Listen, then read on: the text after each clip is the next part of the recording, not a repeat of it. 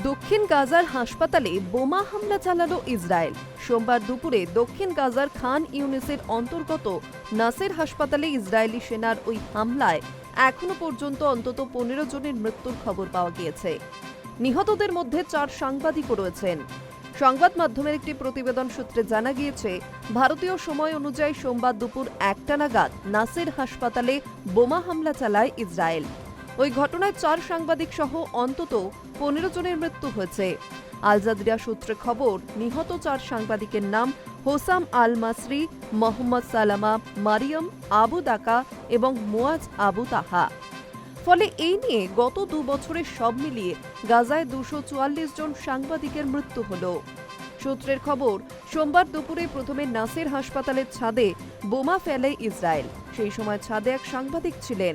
তাকে উদ্ধার করতে ছুটে যান সহকর্মীরা। সঙ্গে উদ্ধারকারী দলের কয়েকজনও ছাদে যান।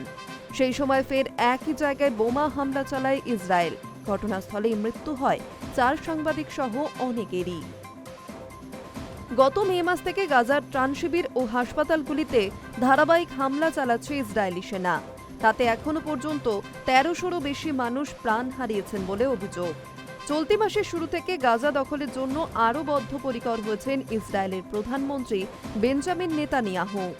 গাজাকে হামাস মুক্ত করার উদ্দেশ্যে 5 দফা নীতি ঘোষণা করা হয়েছে। এর মধ্যে গাজার সীমান্ত পুনর্বিন্যাস, হামাস এবং প্যালেস্টাইনি কর্তৃপক্ষের বিকল্প প্রশাসন প্রতিষ্ঠা প্রভৃতি বিষয় রয়েছে। আন্তর্জাতিক স্তরে নেতানিয়াহুর এই সিদ্ধান্তের ব্যাপক সমালোচনা চলছে।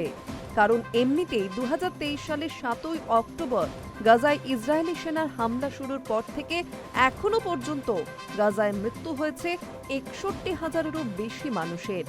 বেসরকারি হিসেবে সংখ্যাটা আরও বেশি।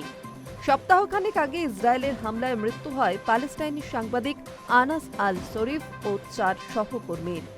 High news network.